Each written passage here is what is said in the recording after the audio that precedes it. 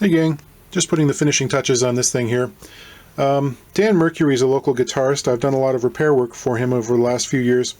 And a while back he sent me a message with a drawing and he said, "Do you think you could build something like this?" And I said, "You mean like this?" And he said, "Yeah, do you think you could do it?" And I said, "Well, I don't know, I've never tried. But yeah, sure, let's give it a go." So I've made a headless guitar, which is surprising even to me. Dan actually got the body shape. I think he was inspired by looking at a Knudsen harp guitar with the extended upper arm, which I didn't know at the time when he sent me the drawing, but it's kind of cool. I like it. So we incorporated the Hipshot headless trem system, and I guess this could be a bit of a review for that from a guitar builders and repair guys kind of standard. I haven't had much chance to play with it, although it seems fine. It seems really very dependable. It's nice. It's in terms of out of the box, it was in good shape. There weren't very many instructions included. I had to go to the website to download the PDFs to give me the dimensions and the routing templates. In terms of routing and that, it's akin to any other, like a Floyd Rose type system, not too unfamiliar. Things I like about it, the adjustment is quite easy. You've got the threaded posts here. Doesn't use a blade. It's actually got like a hardened steel roller on one post, and the other is positioned with a couple of hardened steel pins that run in a V groove. So it's quite positive. In addition to that, you've got Fender style adjustable saddles on top rather than the Floyd or the Kahler where they have the set radius on the runs on blocks. This one you can move these up and down, and that's great if you're building a guitar that has something out of the ordinary for a fingerboard radius. I thought we were making a 16-inch radius until we measured one of Dan's guitars that he liked, and it turned out to be a 12. So that's not an issue in this one. I can just dial it in like I would on a Strat. It's perfect. Getting the strings in there's a bit of a learning curve. The string ball ends actually go through the saddle, and they engage with a little sliding tray that is connected to each of the adjustment screws, and it's hard to see here, but the ball ends, you don't clip them off, they're not locked in place with a screw like you would have on a Floyd. They fit into something that looks kind of like a Resophonic guitar's tailpiece. You know, you've got that little round hole for the string end, and then there's a little slot. So in order to do this right, you get it in place there. It helps if you have like your Allen key, which you're going to use to lock them in place on the other end of the guitar. Just sort of hold them, provide a little bit of tension. You have to maintain tension while you string the string through the nut. And then you give a couple of turns and you're ready to go. So it's not such an arduous job. However, when you're doing the initial setup on this and you're taking the strings on and off constantly to do the nut and to make sure the springs are right for the trem system, yeah, you know, it can be a little bit annoying until you know how.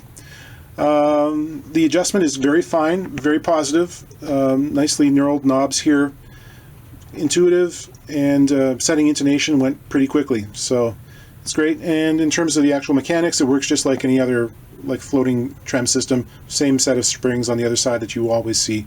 So, you know, high quality product. I quite like it. One thing I did note about these fine tuner knobs here is the knurling on them is quite sharp. I mean, not physically painful, it's just deep so that you got good purchase, and that's a good thing. However, as soon as you take it out of the box, dust from the air starts to land on them. If you're in a wood shop, definitely you get wood dust in there, and you have to resign yourself to the fact that you're never going to get them perfectly clean again. As soon as you touch them, they're going to start to get a little bit gray and dirty. You're going to have to live with that. So electronically, we've got a Seymour Duncan Alnico 2 Pro and a Sur SSV, I think, for the bridge. Dan wanted a lot of adjustability, including coil splitting possibilities. I tried really hard to make a Shaler Mega Switch work as a 5-way with what I thought should work, and it just didn't go. After 3 tries, I threw the thing out because it was just too many little wires going to too many tiny little pads without any physical connection. It felt dangerous. So I've gone with a 3-way standard blade switch and 2 mini switches. These are on, double pull, double throws, which give us the opportunity to run either pickup either in parallel, in series, or coil splitting so that the outside coils are active. That gives you theoretically 15 different sounds to work with, 6 of which you'll probably ever want to use, but the others are there if you ever want to experiment. And other than that, CTS pot for volume. Tone pot is actually an Emerson Pro Blend pot, which in this configuration works like a standard tone pot until you get to the very end, at which point it will send the signal directly to the jack, bypassing the pot entirely, and so there's no resistance from the cap or the pot itself. Almost, I mean, it's not like a clean boost, but it's kind of like, I've heard it described as sort of cleaning the window on a car. It just makes things a little bit clearer. It's an interesting thing. I've used it on a number of guitars, and I quite like it. So on this end we have the Hipshot nut, which is a nicely machined piece of metal here. It uses Allen screws to secure the strings. You don't have to tighten those down exorbitantly, just enough that it'll bite into the string. If you tighten it too much, you're going to strip them out. So could you use this as a standalone nut like a Floyd Rose system without having an additional nut or a 0 fret? No, you could not, for a couple of reasons. Number one, it's flat. There is no radius incorporated into the bottom of the string grooves, so you would not be able to get proper action at the first fret. The other thing is you need a little bit of downward pressure, and so it's not set perfectly even with the front edge of the fingerboard. You have to make the rabbet adjusted a little bit so there's some downward pressure. And the other thing is that these screws are situated fairly far back from the front edge, so the pressure wouldn't be even.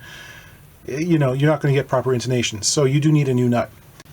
We've got a nice ebony board, and the neck is maple.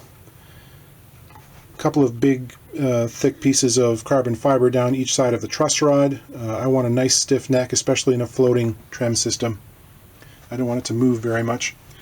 And went with the StewMac spoke nut wheel rather than having it at the top end of the body. I didn't want to contend with the geometry of trying to make it come out with the little tiny cutout here at the bottom edge of the nut block.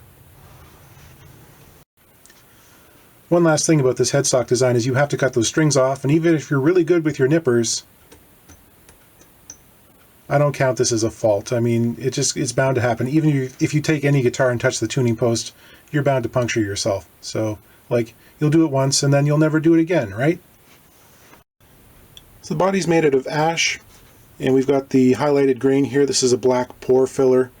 The blue color is actually in the lacquer, which is it's a water-based polyurethane finish in a satin.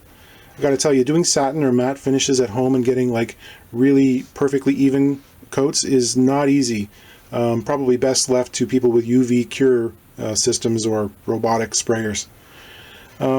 Pretty adventurous sculpting on the body here, all by hand, so it's nice and smooth and no sharp edges.